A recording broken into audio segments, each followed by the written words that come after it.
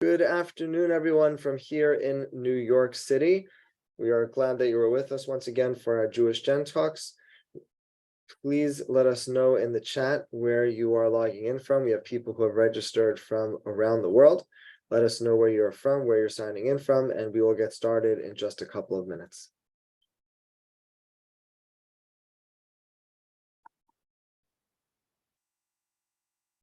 We have Marcy from Gaithersburg, Maryland. We have Sarah Wild from Jerusalem, Maryland and Montreal, Margaret in Clayton, California, Tel Aviv, Israel, Daniela Alyagon, welcome. People from, Lee's from here. Wonderful. Glad that you're with us. We have Elias in Bethesda, Maryland, St. Petersburg, Florida. Welcome everybody who's logging in to today's Jewish Gen Talk. We are glad that you were with us. As always, we ask that you please let us know, post a note in the chat, let us know where you're logging in from. We'll get started soon. We have Sheldon Altman from Valley Village, California. Welcome. We have Arnost from the Czech Republic. Welcome. Howard Altman from Connecticut. Welcome. Judy from Naples, Florida. We have Sarah Lehman from Jerusalem. We have Rena Wall from Boston. Catherine Block from Canton, Georgia. I was just in Atlanta. Barry Lincoln from Plano, Texas. Nancy Dunbar from Westchester, Pennsylvania. We have Graznia from Warsaw. The IGRA Genealogy Associations of Israel, the Israel Genealogy Research Association. Welcome to their volunteers and their team who is with us today. Welcome to everybody who is logging in. We're going to get started in about a minute. As always, please let us know where you're logging in from in the chat. We are glad that you're here. We have Sharon from Toronto. We have Don from Maryland. Phil from Orange County in California. Sharon from Toronto. Jim from Baltimore. We have Abraham from Israel. Henrietta from North Carolina.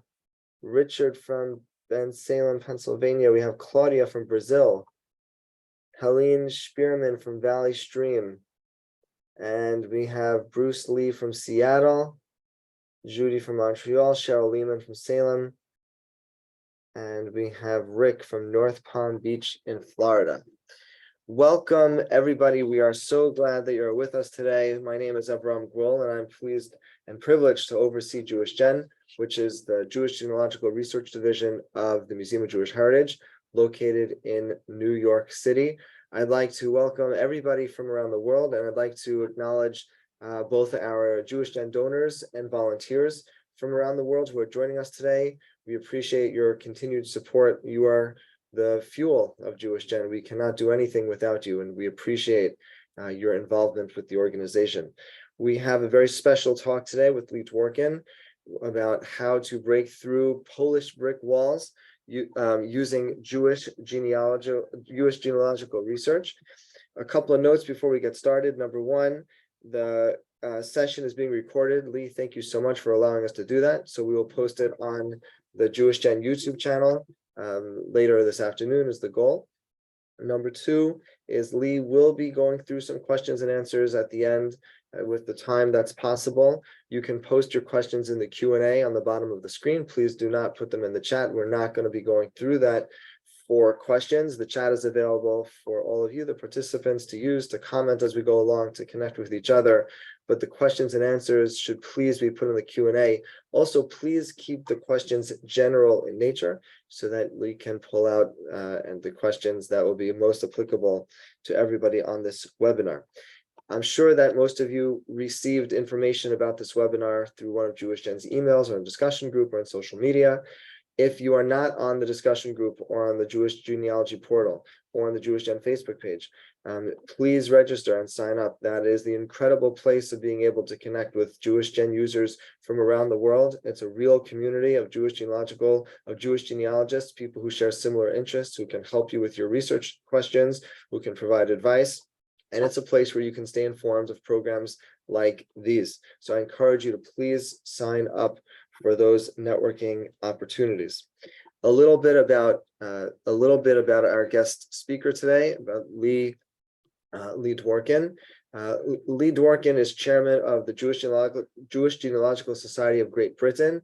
He has been in that position since May of 2016, and he speaks frequently at the meetings of the society. He speaks at synagogues and at genealogy conferences.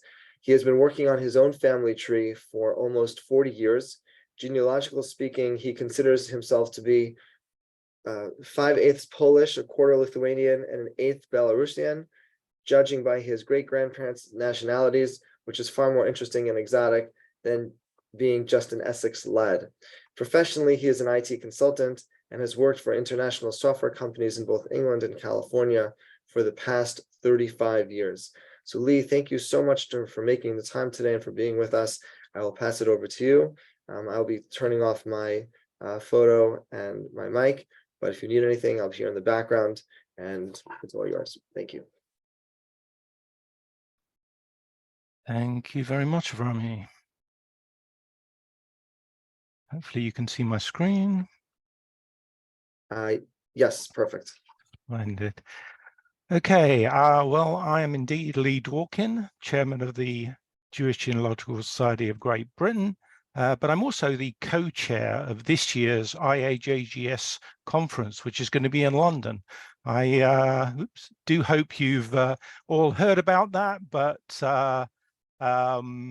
early bird pricing is coming to an end this coming Monday at midnight Eastern time. So we'd love to see you here, but if you register before the end of Monday, you'll get a bit of a price break. So today we're going to talk about the Berkowiczes of East Warsaw. And let me get started. So I hope you get the play on word with the witches of Eastwick. Unfortunately, Jack Nicholson couldn't be here this evening, but you got me instead. And this is all about using US genealogy to augment your British and Polish research. We're going to cover a quick introduction to my family and then talk about the London Berkowiczes, spelt that way with a V, New York Berkowiczes, and also Warsaw Berkowiczes, spelt in that Polish way. So these are my parents, Paul David Dworkin and Carol Barbara Burke, or Berkowicz. This is obviously their wedding picture, and you get to see my Berkowicz grandparents, Dave and Sophie. Also, my Uncle Barry. This is the marriage certificate of my father and mother. There's a few interesting things on this. A lot of scribbles around my mother's name because she didn't actually know she was a Berkowicz. She thought she was a Burke, but when it came to get married, turned out her father had only changed his name to Burke from Berkowicz, and she was still legally a Berkowicz. But she signed it Burke because that's what she knew herself by. Here's a father, a stores clerk, David. And this is David and my grandma Sophie getting married quite a lot earlier. And here is their marriage certificate from 10th of September 1935. What's quite interesting about this is they're actually Barkowiczes. Never heard that used in the family before, but that's what went on the certificate. And you can see he's a hairdresser's assistant. His father was Gershon, also Barkowicz, and he was a tobacconist. And here is Gershon. He was known as Harris in England, and his wife was Cyril or Sarah. And this picture is from Warsaw before they left the old country. This is my grandfather's birth certificate, and you can see Harris and Sarah getting mentioned on it. And he was born at 4 Spectacle Alley, an address that will keep cropping up in this presentation. Now, Sarah's maiden name is a bit difficult to read. I thought that said Korfta or something like that, but no one in the family really knew. But again, there is that 4 Spectacle Alley address, and it's in Whitechapel in London. If you look at the GRO website, the General Records Office website in the UK, you can get to see the mother's maiden name on the births of various children. So here we see in one place it was down as Grushka with one of the children, in another it's Rushta, and another it's Gruski. So we're starting to home in on what it really is. But Rushta wasn't what I thought it was. I thought it said Kofta. But I can just about see a Rushta in that writing, and it's probably a mistake, and it should have been something with a G on the front, more like Grushka. Here again is their wedding picture before departing Warsaw. And then when they got to England, they came over with a couple of the boys, but the girl and that little boy is my grandfather, Dave. In 1910, they're starting to add children in the UK. Here's another picture of them with the 2 extra girls, and on the right-hand side for continuity, that's my grandpa Dave on Brighton Beach in the 1920s. And finally, here is Harris or Gershon, very late in life, with a little baby who happens to be my mother, born in 1937. There's lots of census information in the UK. This is the 1911 census. And we get to see the family group here, Harris and Sarah, with at least some of the children that were born by 1911. We get to see when they were married, roughly 1898, before 1911, how many children they had and were still surviving, 4 of each, which is good, no one died. And we see that he was a boot repairer, Harris. When we look at when the where the children were born, I should say, we get to see, quite a few of them are in Russia, but some are in London, and therefore this gives you some indication of when they were actually came to the UK, sometimes between Sonny being born and Millie being born. So my estimation was they came to the UK roughly 1904 to 1905. This is the 1939 register, not quite a census, but it was taken just before the war. And again, we get to see Harris Berkovich. Unfortunately, it looks like Sarah is no longer with us, and some of the sons and son-in-laws staying with them. He's still a boot repairer. And we get to see a birth date, an exact one. I don't actually believe this, but at least it was captured, but I believe he was born in the 1870s, but that's what's on the form. We get to see a name, Abraham Marco. He was married to the young girl we saw in the picture before, Millie. And Barnett Burke, we'll see more about him later. Here's a death certificate available from the UK, where we see Sarah died aged 51 in 1934. That's why she wasn't on the 1939 census. And it was registered by Barnett Berkovich, her son. Here is Harris's death certificate. He survived a lot longer to 1944, just before the end of the war. And we get to see he was 73 years old. It was registered by that Abraham Marco we saw before, the son-in-law, and he died of esophageal cancer. There are documents such as burial authorizations. You had to get the chief rabbi's authorization to be buried as a Jew. You were allowed to die without his permission, but this is the document for Sarah Berkovich, and we get to see that she was born in Poland and she'd been in England for 30 years. So this tells us that she came over roughly 1904. And the similar document for Harris, again, born in Poland, and we see how long he's been in England, and that gives us a slightly different date. And this is probably because I think he also came over in 1904, but it says 1899 because a son would have had to have given that information and probably got a bit wrong. Sarah Berkovich's tombstone, and we get to see that she is Cyril, but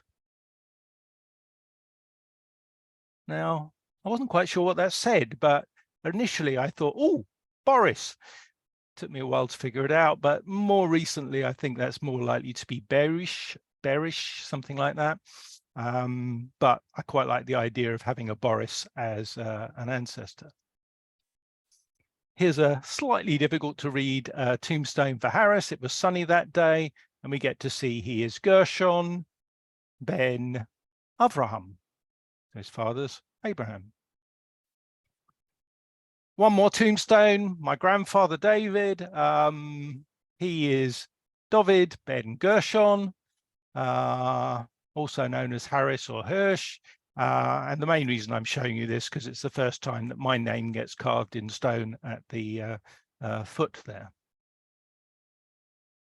Naturalization documents exist, but normally people who came to this country didn't naturalize. It was a very expensive process.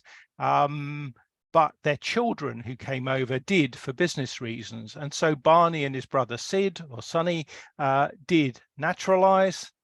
And this is a close-up of what it says, that he's a hairdresser. He was born in Warsaw, exact date of birth in May 1902. He's married to a Sarah, and his parents are Harris and Sarah Berkovich, who are also Polish. So lots of good genealogical information. But there's, as well as the certificate, there's also a petition.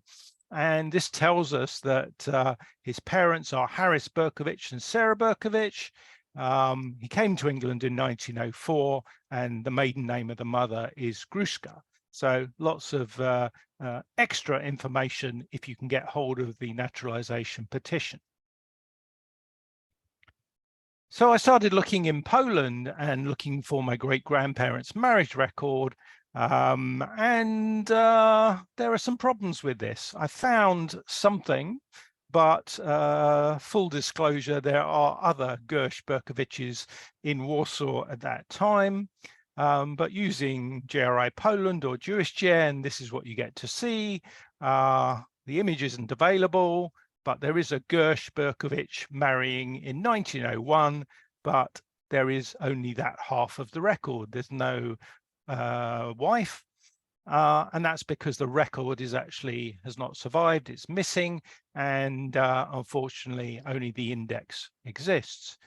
This is the index, a little bit difficult to read, obviously it's in Russian, but zooming in we see an index entry and it says Berkovich Gersh, so that's your lot.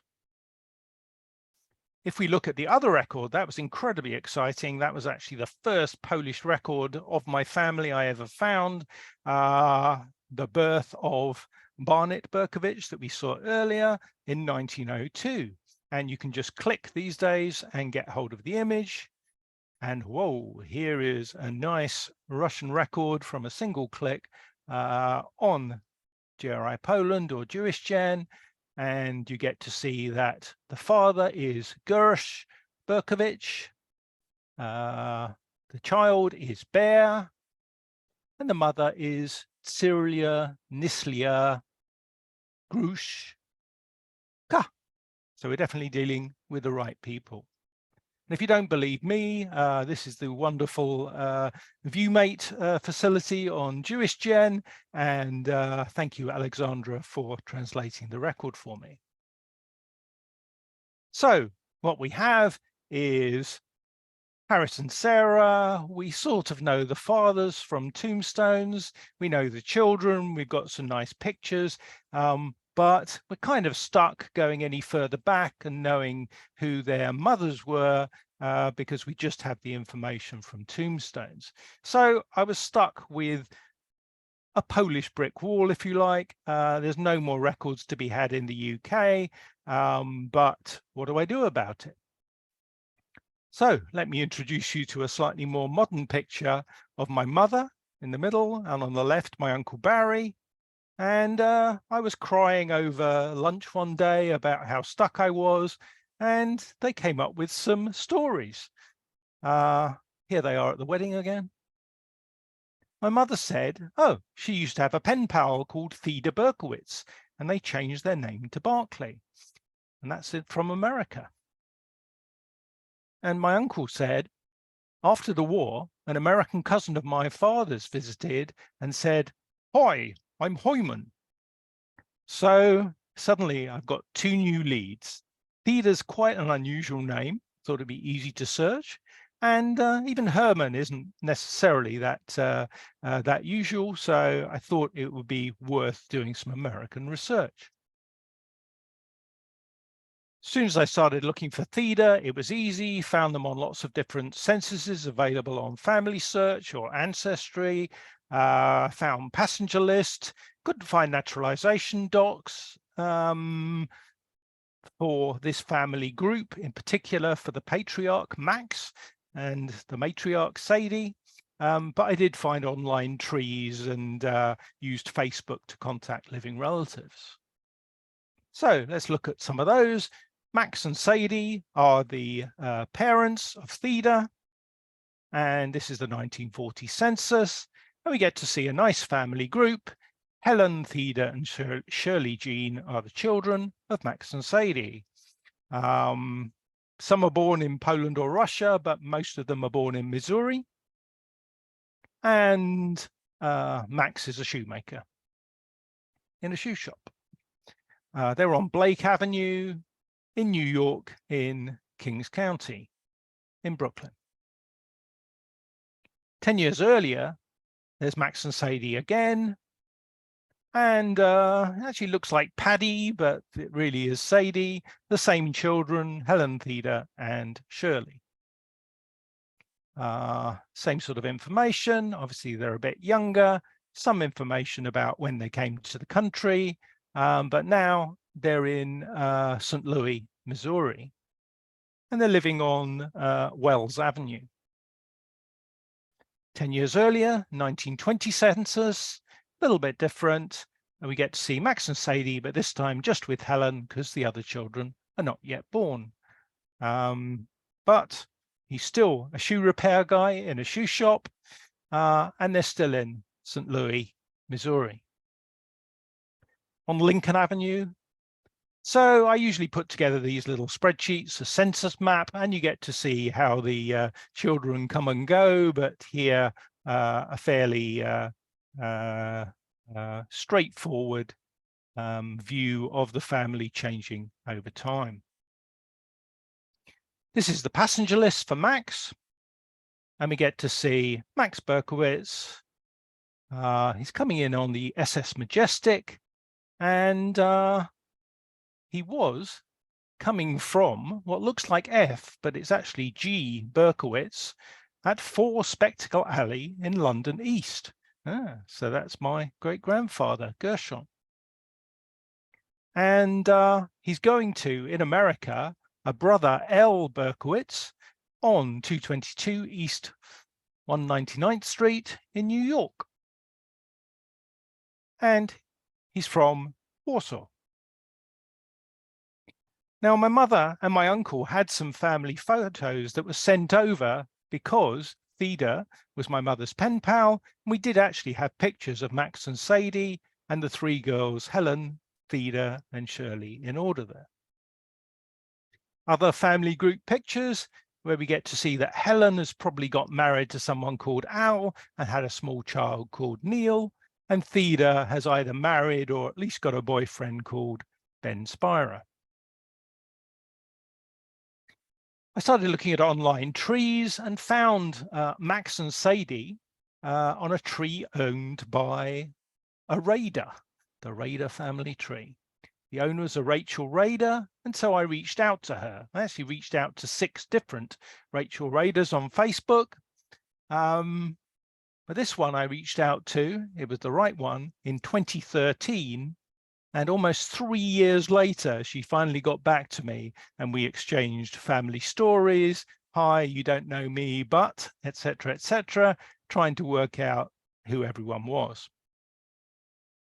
And she sent me some nice pictures. That's Rachel with the colourful hair, and her brother Dan, and Al, who we already met. His son Craig is there with his wife, Neil's brother, who we saw in the picture. So if you remember that picture, there's Helen, Al, and Neil. This is Craig, the younger brother who wasn't there, and his more recent family. Also, she introduced me to Stacey Spindle Kadosh. Stacey was a cousin, and I didn't know exactly how she fit in, but this was all good family information. There's her daughter Emily, and the Raiders and the Kadoshes or Kadoshim. But after a while of me asking too many questions, she got a bit bored of me and said, oh yeah, you should go and speak to Stacey. She's like the family genealogist, and I think she's Theda's daughter. And I contacted Stacey, of course, via Facebook, and nothing. So I went back to some Polish research. I started looking for Max Berkowitz. He was a new guy to research, and here's a birth record I found on JRI Poland. You can just click on it. There's the image, another nice Russian record. And we see there is Max. Oh, looks like it's written in Russian and Polish. There's the father, written in Russian and Polish. And it's actually Max, the son of Yona Aria Berkowitz. So unfortunately, Yona Aria wasn't the Abraham I was looking for, so I assume this is the wrong Max. Let's move to Herman or Heumann. As I said before, again, there weren't that many, and I found the right family group, I believe. Isidore and Fanny with 4 children, Philip, Sam, Herman, and George. Found them on lots of censuses, passenger lists, naturalization documents this time, online trees, and used Facebook to contact living relatives. So, Isidore. Let's start with the 1930 census. Here he is with all 4 boys, nice family group, their various ages, and he's a manufacturer of boxes. It says when they came to the country, 1913-14, that sort of time frame. And they were in Brooklyn, in Kings County, New York, and they're on Flatlands Avenue. 1925 census, this is a New York census rather than a federal one. We get to see the family group. Most of the children, 1 less than before. And he's a maker of fancy boxes. What an excellent profession that is. Someone's got to do it. They're still on Flatlands Avenue 5 years earlier. And again, they're in Brooklyn. We go back to the 1920 census. Isidore and Fanny, this time just with the eldest child, Philip. The others haven't been born, and they're on East, I think that's 5th Street. Still in New York, and there are their ages, so 1 young child. He works at a paper box factory, so clearly this is his vocation. But when I go to the 1940 census, we see some different information. Fanny is now the head of the household. All of the boys are still there, but there is no Isidore. They're on Flatlands Avenue still, so same family home, but at 43, Fanny is all alone. If we look at, it says she's still married, but it's crossed out.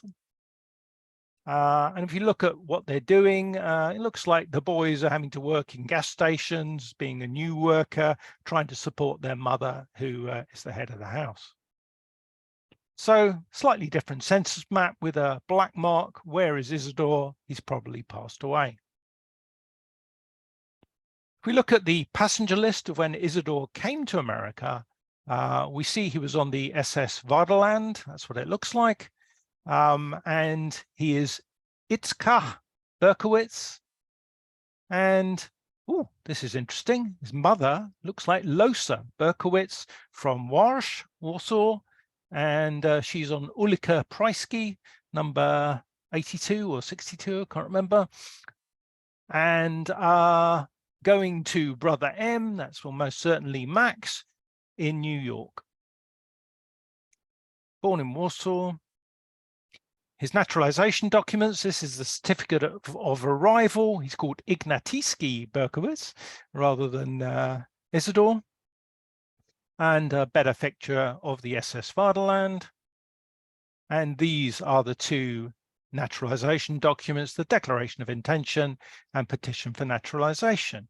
Again, you get to see he's a box maker. He was born in Warsaw, the exact date, 4th of July, although I'm always suspicious when someone's born on the 4th of July, usually means they've come to America and picked a date in 1892.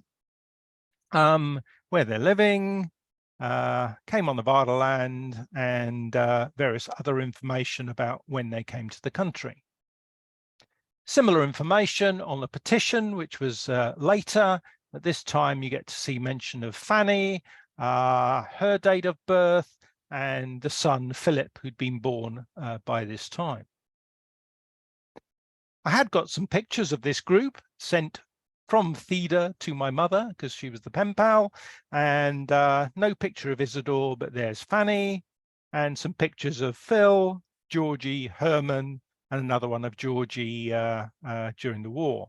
Unfortunately, no picture of Sam.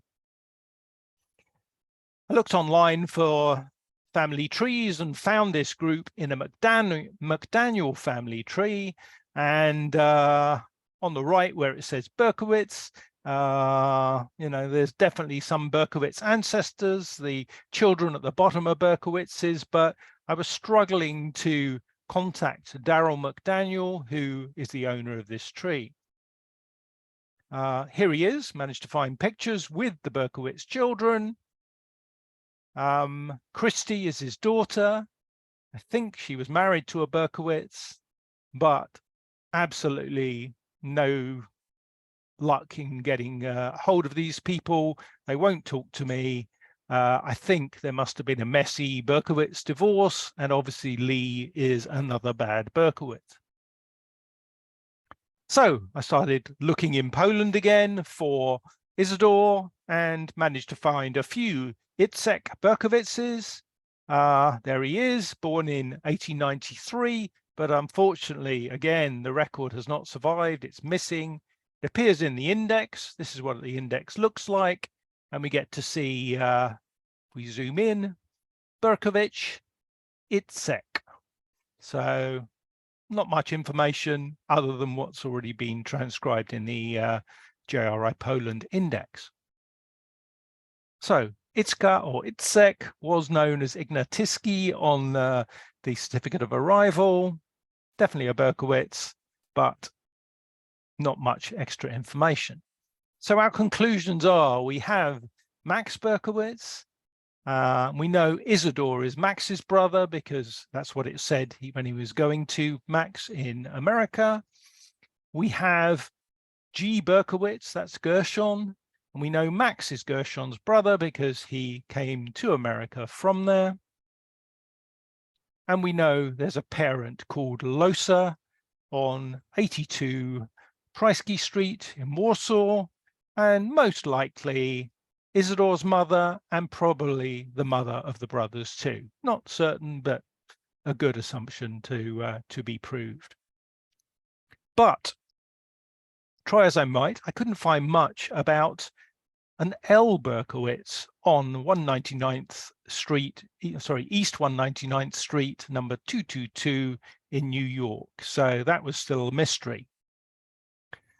So to end this part, we have our UK family. We've changed, we've got a mother's name there of Losa. That's the only extra information. We've got Max and Sadie and their children. We've got Fanny with a few missing pictures and Isidore, and they fit into one larger family tree at least. We know that the Kadoshes and the Raiders fit in somewhere below Helen's family and maybe Theda's family. And we know there are also these other Berkowitz children with Christy Price from the McDaniel tree that we found, but we don't really know how they fit in. So who is this brother L. Berkowitz? We have, knocked a couple of holes in our brick wall, but we still can't find Abraham and Losa in Warsaw. We can't find any mention of Harris and Cyril in Warsaw. We can't find Max or Isidore in Warsaw. And why won't Stacy or Rachel or Daryl or Christy talk to me? So I threw myself on the mercy of tracing the tribe to ask about Losa, and I'd never heard of that name.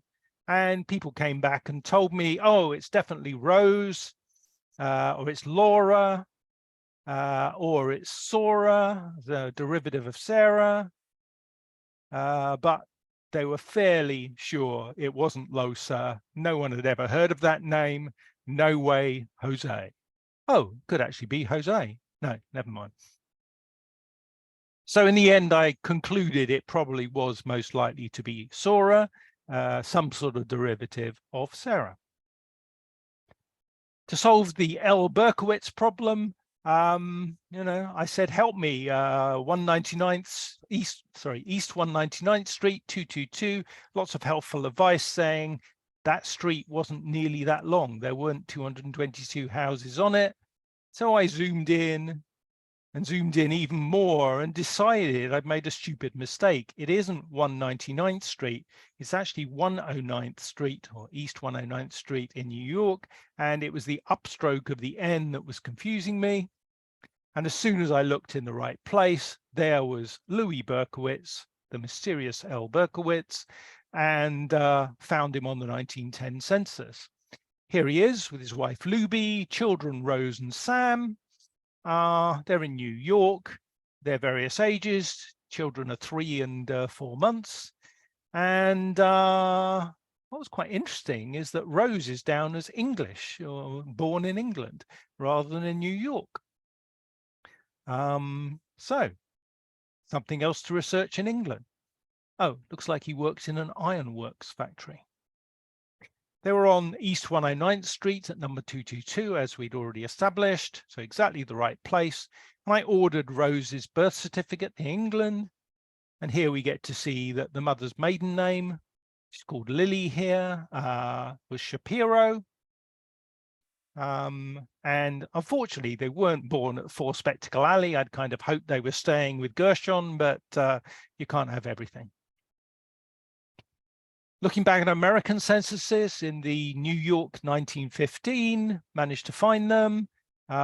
We get to see over time they are adding children, a few more. This has Sylvia and also Ray Shapiro staying with them, a sister-in-law.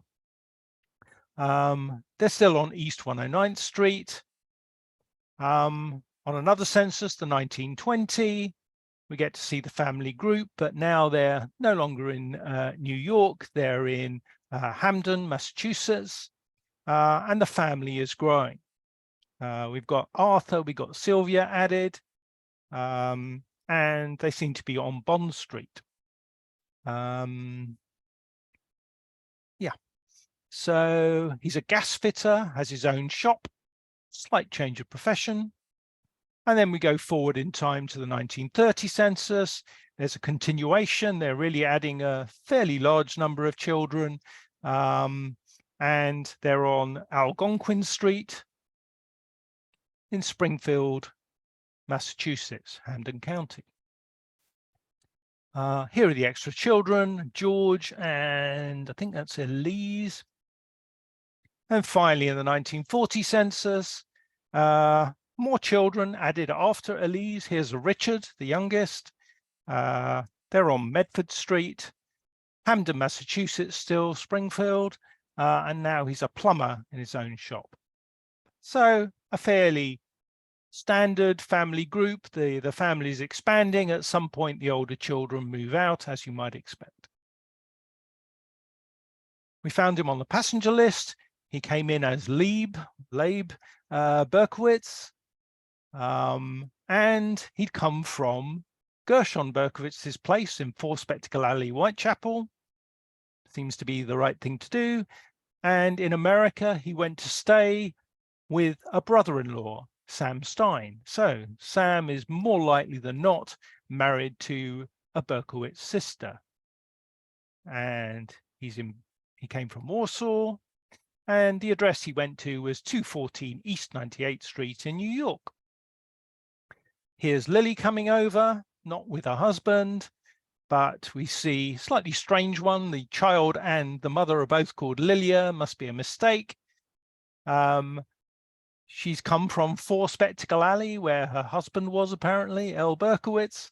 Maybe that's a good, no, I don't think that's a G for Gershon, but whatever, but it's the right address. And going to stay with her husband, L. Berkowitz, 214 East 98th Street again. And they're from Warsaw. It looks like the child was born in Minsk. That's not Minsk in Belarus. That's Minsk Mazowiecki, which is just east of Warsaw. And again, we see that same address. So who was this sister? I managed to find a birth record, and we see that there's a Sam Stein married to a Goldie Berkowitz Stein. So it looks like there's a sister called Goldie to my great-grandfather and all the other brothers we found, Max, Louis, and Isidore. And here's the record. Again, we see that 214 East 98th Street, so it's definitely the right group. And we managed to research Sam Stein, the whole Stein family in the various American censuses. This is the 1915 New Jersey census, and we get to see Sam and Goldie with their 3 children, Harry, David, and Sadie. And it looks like only Sadie was actually born in New York. All of the others were born in the old country. And looks like they're on Main Street. Sam is a merchant of some sort. The 1920 census, same family group, Goldie and Harry, all the children, including Sadie, and they're on River Street. But now they're in Passaic, New Jersey. And we see is a silk manufacturer, and Passaic was quite famous for the manufacture of silk. In the 1925 census, we get to see the family group. What's interesting now is not only is it the same family group in New York, but they're living right next door to Isidore. So didn't notice the Steins when I first saw this record because I hadn't made the connection, but there is Goldie living next to brother Isidore. In 1930, they'd moved elsewhere, and here's Samuel and Goldie. Looks like the children have moved out on Governor Street in Paterson, New Jersey, again, Passaic County. And you get to see he's a weaver in a silk mill. And finally, 1940 census, quite a big change here. Sam and Goldie have actually moved to California, where they're staying with Sadie, and her husband seems to be Sam Wellner, and they're on Barlow Street in LA, California. So big change in their life. He's still a weaver at a textile mill, but obviously Sam Wellner had a different profession, a collector of some sort. So here's their census map going through the various years. In terms of naturalization, found quite a few interesting records. Sam Stein was originally Shmuel Eisenstein. Didn't know that previously, but looking into the naturalization records, you get to see a nice picture, a little bit swarthy, of Sam Stein. Petition for naturalization as well. See, he signs it as Shmuel Eisenstein. And mentions of the various different children, where they were born, and exact birthdays. Found them on the passenger list. Here's Goldie coming over. She's down as Sarah G for Goldie Eisenstein, with the 2 boys, Gershon and David. I think he became Harry. And you can see they're going to what's probably S. Eisenstein in 25 Lawrence Street in Paterson. I think I found Sam Stein's passenger list, but it's a little bit difficult to tell because his name is actually Yankel Spinner. He was a weaver, of course, but he's used a false name. How do I know it's him? Well, basically, he's going to a brother also called Spinner. But if you look at that address, 24 Lawrence Street in Paterson, it's exactly the same address we saw earlier on Goldie's passenger list. So I think he was a bit suspicious of authorities, didn't give his real name on the passenger list. Max Berkowitz revisited. Finally, out of the blue, Stacey Spindle-Kadosh contacted me. And it turns out she's not Theda's daughter, but Max Berkowicz's granddaughter through Shirley Jean, the youngest child, who had married a Sheldon Spindle. And she was a real treasure trove of information. She supplied family photos. She was my feet on the street in the US, and she's a real genealogical enthusiast. And I hope I helped her with her genealogy as well. And I believe she may be on this webinar. She supplied lots of interesting pictures. This is Stacey and my cousin Donka. Stacey's marriage to Joseph Kadosh. Joseph and Emily, their daughter. And finally, I think Stacey with her father, Sheldon Spindle. Lots of pictures of her mother we'd already seen, Shirley Jean in that top right-hand corner picture, but here's her graduation picture, her skiing, and later in life, looks like on a cruise ship. And here's one of her final pictures, one of Stacey's favorites. She also had pictures of all the other people. So Theda, we have the picture top right and the picture with Ben Spira, but she actually went on to marry a chap called Hal Street, gentleman with a goatee, the beard, and have a couple of children. And here they are, Julie and Sylvia Street. Looks like they're into amateur dramatics. And here they are as a nice family group by the Hanukkah tree. She had pictures of Helen's family that I had not seen before. I'd only seen the one top right.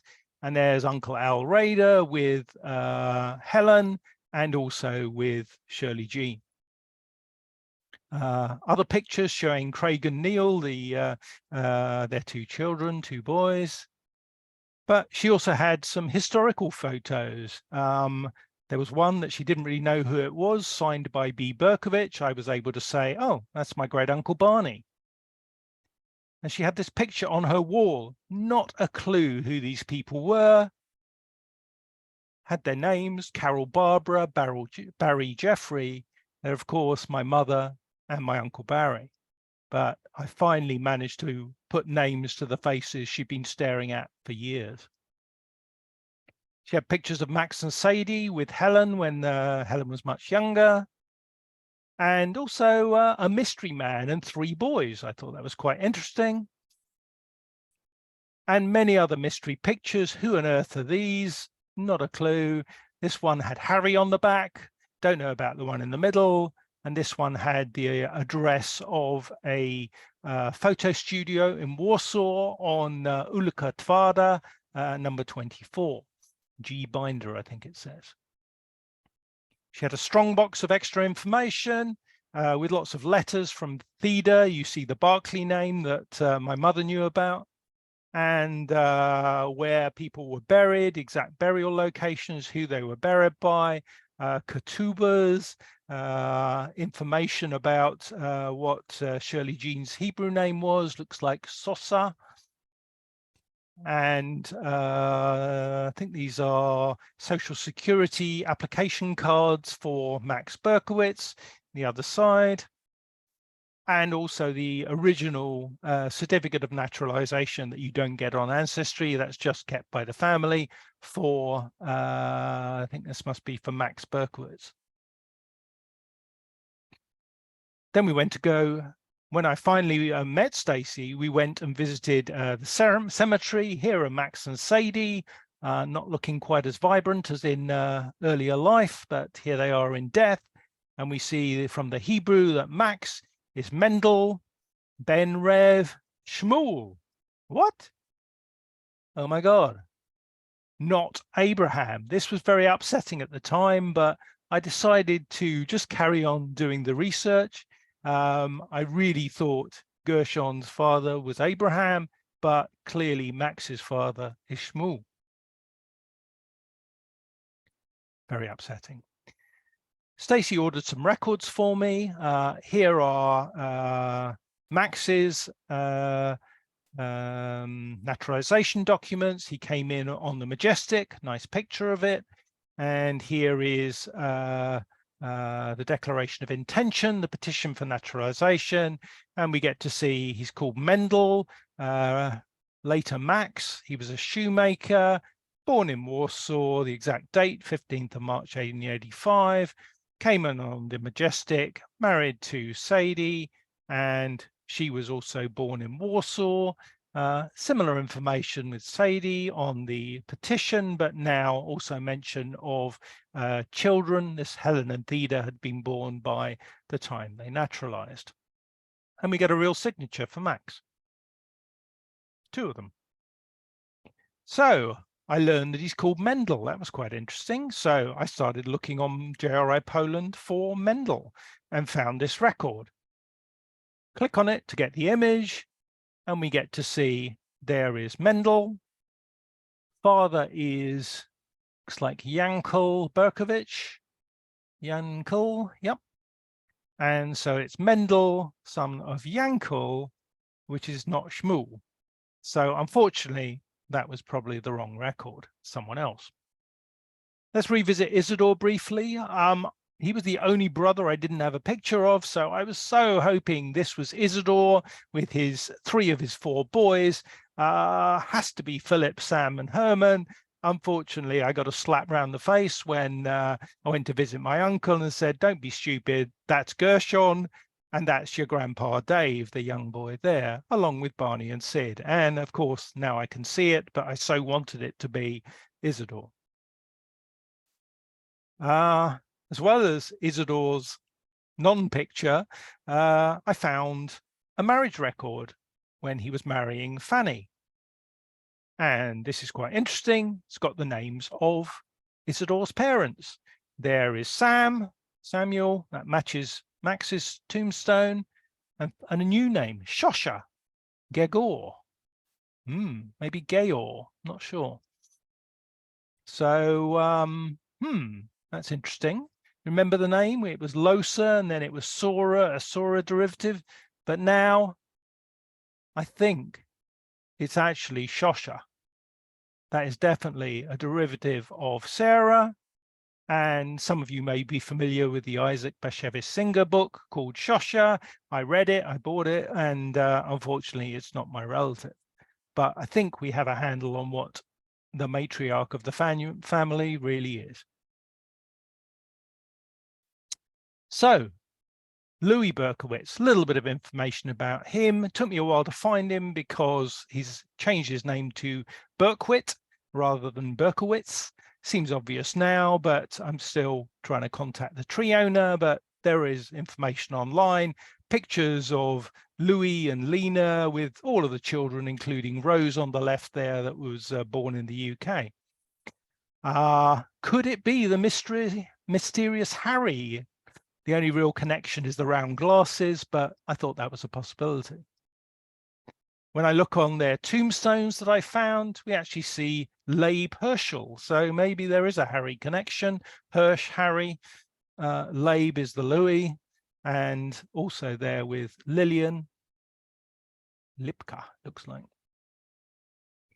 Let's revisit Sam and Goldie. Do you remember this 1940 census? Well, they're staying with Sam Wellner. Sadie's there, but Sam and Goldie are there as father-in-law and mother-in-law.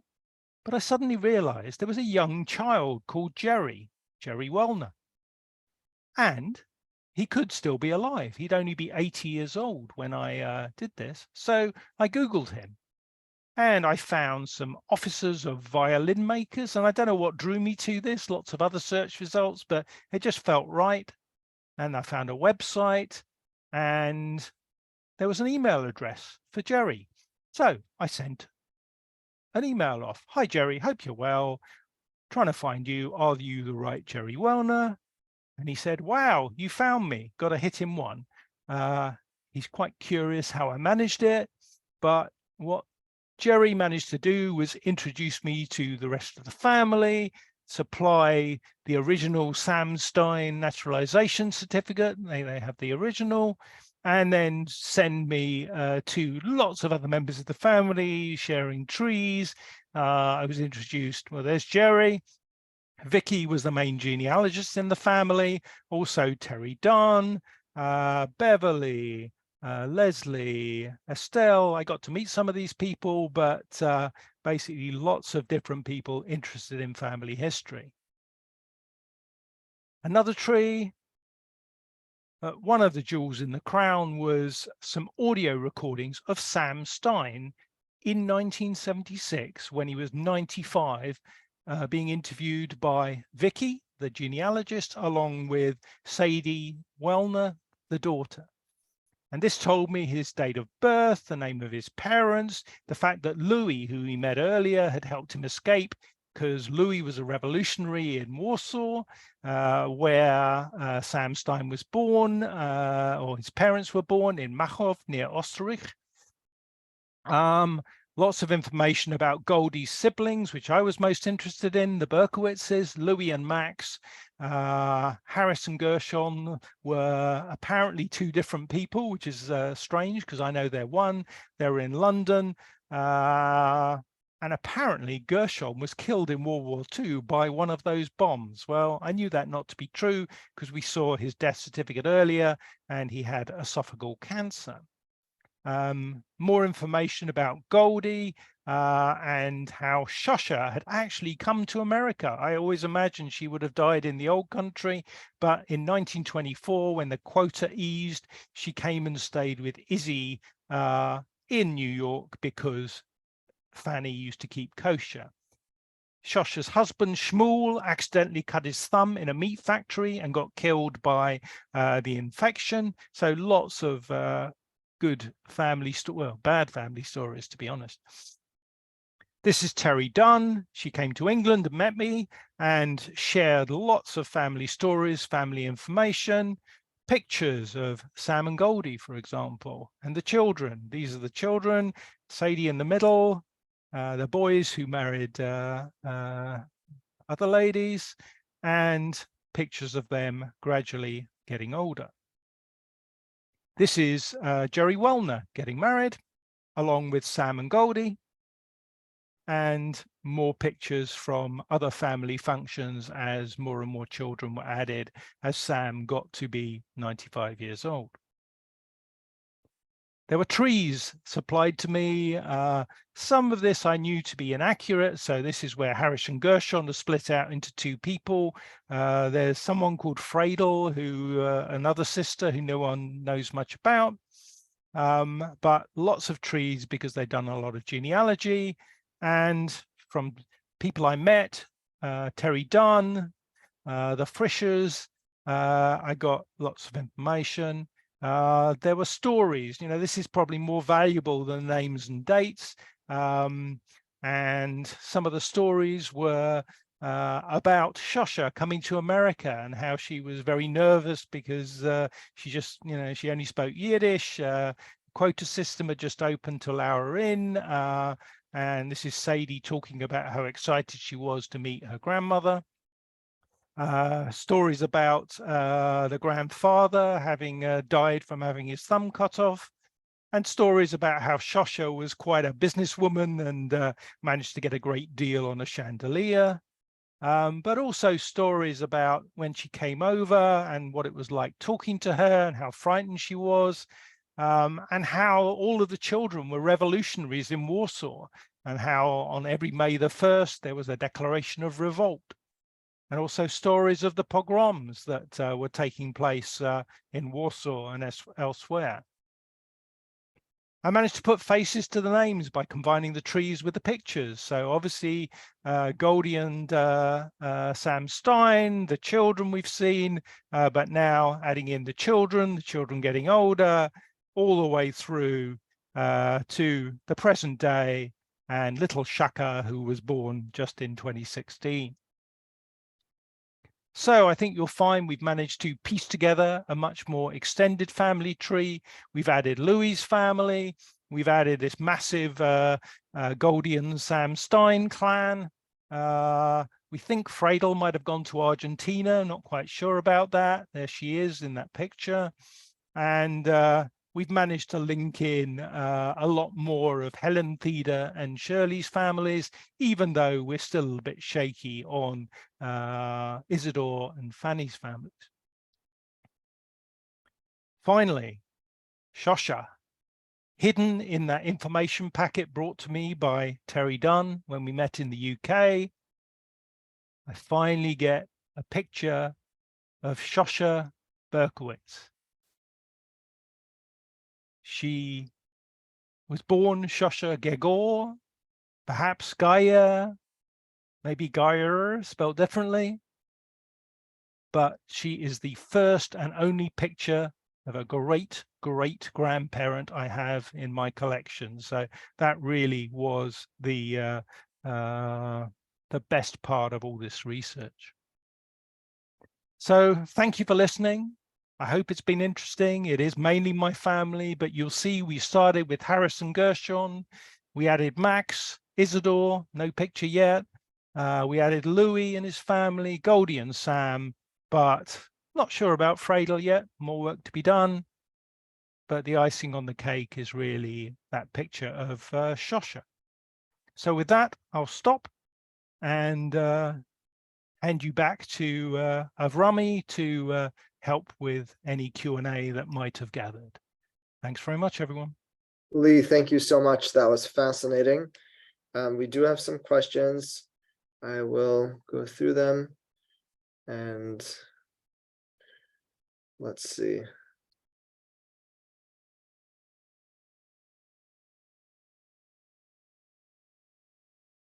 How do we get access to the GRO index? Google GRO. If you want to look through it, that's actually easiest. Yeah. Okay. Oh, thank you very much, Stacey. I think you're a little biased, but glad you made the call today. Yeah, so how do you get access to the GRO index? It stands for the General Records Office, or might be Register Office in the UK. Just Google it, you'll find it, and you can get a lot of stuff for free. All of those mother's maiden names come for free. You can search on mother's maiden names, which is great for finding siblings. It is online, but you do have to pay if you actually want to get a copy of the certificate itself. So they tend to get you birth, marriage and death certificates. They've actually added information over time. So if you search on Ancestry, there's less information there than can be achieved, particularly in terms of mother's maiden names and the age of the deceased on death certificates. So very easy to access the GRO online. Will link be sent to review later? Not quite sure what that is, Mr. Anonymous Attendee, but this was recorded, I believe. So there will be a link to the recording sent in the usual way and on the JewishGen YouTube channel. That's where I normally get my recordings from. On the 1911 census, does that say Russia Pole or Pale? I think it often says Russia Poland, Russian Poland. It doesn't use the word pale in my experience, but obviously there was no Poland at a certain point between, I think, 1797 and the end of the First World War. So it can be a little difficult to understand what the terminology is when people didn't really know, were they from Russia, were they from Poland, because how could you be from Poland when it didn't exist? So it was the Pale of Settlement, as you say, but the terminology used on those British censuses is Russian Poland. Were burial authorizations restricted to England, or were they used in other European countries? They are very restricted. So they only exist for the United Synagogue in England. If you're a member of a different umbrella organization, like the Federation of Synagogues, there were no burial authorizations taken. So I got lucky with the Berkowiczes. But for example, with my Dworkin family, there were no burial authorizations. You know, if you really don't know where your people came from, it can tell you which country they came from, and it will tell you when they came to this country, which means you can do more research and start looking for shipping records potentially, although very sadly, although the shipping records from Eastern Europe to England were taken, they were all destroyed because they thought no one would be interested. So unless you came through some of the more interesting ports in Germany, like Hamburg, there is very little shipping information coming into the UK. All right, let me move on. Some more questions. Berish could come from Baruch. Yeah, I've looked at Berish. I think somewhere on JewishGen there's a list of given names, and you know they're all related to bear because it's Hebrew for a bear, and I'm sure it's a name pair as well with something else. What's the name pair? I forget offhand, but you know, whatever the Yiddish word for bear is. So, but bearish, dove, bear, of course. How can I forget? Thank you, Michelle. So sometimes they're known as dove, and sometimes they're known as bear, but bearish was a recognized variation of bear according to JewishGen. Yes, there'll be a recording of the webinar. Do you know which year those burial registers existed? I think we're talking about the burial authorizations, and yes, I would say it is only Orthodox. Might be wrong on that, but it's definitely United Synagogue, which tends to mean in my mind Orthodox. If you want to contact me afterwards, Barry, I know you're a JGSGB member living in Florida. Happily share an article I wrote in Shemot a long time ago, all about burial authorization documents. Not sure I quite understand that question. What is the source for the UK vital statistics? I guess that means vital records. So normally it is the General Records Office for births, marriages and deaths.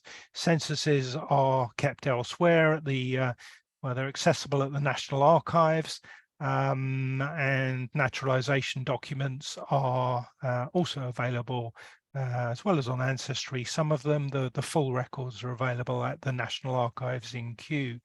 If you do come to the conference behind my head in London, we will be having talks by the National Archives, representatives there, and it will be possible, of course, to visit Kew, which is a short train ride away, to look at some of these original records.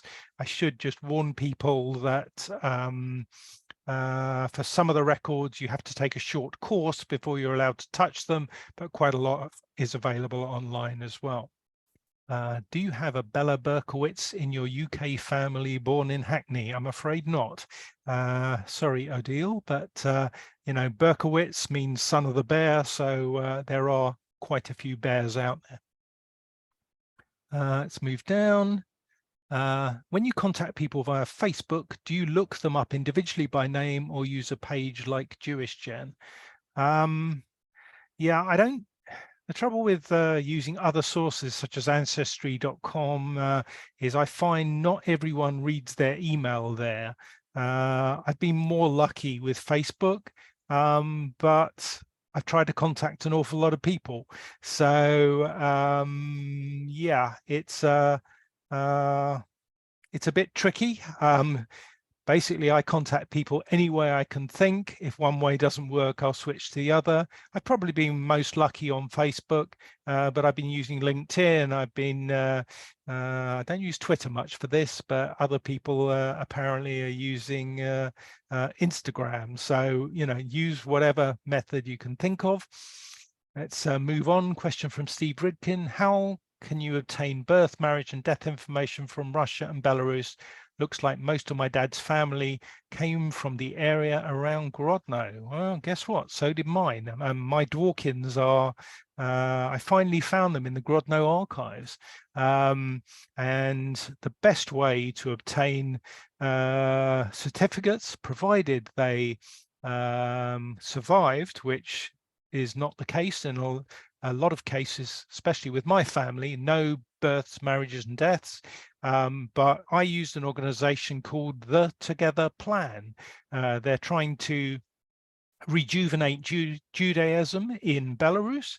And one of my most recent articles was how, by employing them to send their professional genealogists, professional archivists into the archives, they turn through real record books. Nothing is online, nothing is digitized, and they find your records for you. It is not a cheap hobby, and I would thoroughly recommend it, but you're basically paying for people's time, and I've thrown a lot of money towards the wrong archives using different professionals and got absolutely nothing for my money. So you have to be a bit careful, but I would thoroughly encourage you to join the JGSGB. You'll then get access to all of the back copies of our journal, and I always write about my genealogy in there first, or just drop me a line at chairman@jgsgb.org.uk, and I can supply some articles for free if necessary. How did you know that Leigh and Louis were the same person? There's a lot of commonality in my family. Arya Leib became Louis or Lewis in America because they all mean lion. Arya is lion, Leib is lion, and they sometimes became Leos in America. They sometimes became Louis in the UK, and if they're living at the exact address you're hoping for, they're probably the same person. So I hope that answered your question, Judith. Are Jewish wedding certificates in the 1840s generally available in the UK? Well, civil registration started in 1837, but I think at that time, a lot of people were marrying in synagogues and maybe not civilly. So sometimes the certificates don't exist. In other parts of my family, the Friedlanders, I've been searching for over 30 years for their marriage certificate. And while it's possible that they never married, I think it's much more likely, because the patriarch of that family was a very religious Jew, that they would have got married in what we call a stille chuppah. Somehow there was a rabbi that said a few words, the right few words, and you were married. But sadly, there's no paper trail, and the synagogue records, if they were ever kept, have not survived. So can be difficult, but just like with Polish research, you have to sometimes be thankful and joyful when you get one record, even though it means there are 10 records you haven't found. Just be thankful for the one and keep searching for the 10. Okay, besides jripoland.org, what is another of your favorite sources for researching Poland, especially Galicia? Unfortunately, none of my people are really from Galicia, so I have occasionally used Geisha Galicia, but I'd probably recommend the Polish State Archives, which is the website that is behind everything you see on JRI Poland. So, you know, if you do pull up an original record from JRI Poland or even from JewishGen, it's going out to the Polish State Archives website, but you can go on there directly. And thank you, Gracina, I think it is, Ritzchilik. Put the link in, I think that's the chat, but you can just do a search for Polish State Archives. Don't forget to click on the little Union Jack if you want it in English. I spent years using it in Polish, which is good for the education, but felt pretty stupid after I found that little Union Jack sign. Leigh, maybe we'll do one more question. Okay, it doesn't translate everything, but it translates quite a lot. Okay, let's try and go for one last question, and I apologize to those I didn't get to. I do talk too much. Okay, the speaker has found a great deal of information about his family. What advice can he give us who are dealing with brick walls on the dearth of Warsaw records? Yeah, so Warsaw is a problem. You know, the city was completely flattened in the Second World War, and huge numbers of records did not make it. Everyone here was from Warsaw in my presentation, and there's precious few records to be had. What I would say is connect to the research division in JewishGen. Hadassah Lipsius is the lead on that, and she should be able to help you. But if a record hasn't survived, there's only so much you can do.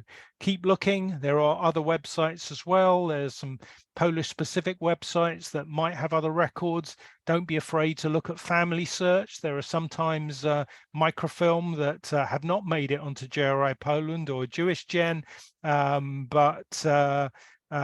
yeah, don't expect to find every record, because there was a war on and it made a big difference. So with that, I think I'll leave it and hand it back to Avrami. Hope you've enjoyed today, and don't be afraid to get in touch. I am chairman at JGSGB.org.uk. Don't forget the .uk unless you're very interested in contacting the JGS of Greater Boston. Thanks, everyone. Leigh, thank you so much. That was really interesting, and I learned a lot myself. Really appreciate you taking the time. As Leigh mentioned, the IEJJS conference, as you could see in his background, is taking place this year in London, and Leigh has been very busy organizing and being part of the leadership of the conference. So we are particularly grateful that you have spent some time with us today. Also, just as a plug, we hope to see everybody at the IEJJS conference. JewishGen will have a presence there as always. We'll have our annual meeting at the conference. We'll have opportunities for volunteers to get together and for everybody to see each other in person, which we really have not been able to do in quite a long time. So if everybody, for anybody who is able to come, it'll be great to see you. Also, on May 21st here in New York, we are co-hosting Mishpacha Festival with the Museum of Jewish Heritage. As I mentioned, we are the Jewish Genealogical Research Division of the museum. It's going to be a wonderful day of programming. There will be Jewish Gen Research Division directors here at the museum giving talks. They'll be in the resource room throughout the day. It will be a chance to meet them directly, to engage, to ask questions. So if you are in the tri-state New York area or even beyond and you're able to make it, we would love to see you. It'd be great to greet you personally, and it should be a very informative and nice experience to be together and to learn about Jewish genealogy. Next week, we had a last-minute cancellation for the webinar, so I'm uncertain if we will be able to run a Jewish Gen talk, but hopefully we will. And either way, we will send out information shortly. Either we will take a break for next Wednesday and resume the following week, or we will hopefully find someone. Leigh, thank you again. The recording will be put online hopefully today or tomorrow. We will send out a message to everybody on this webinar with a survey link. If everybody could please take it, that's always very helpful to us in terms of trying to program in the future. And I wish everybody a wonderful rest of the day and a wonderful rest of the week. Thanks again.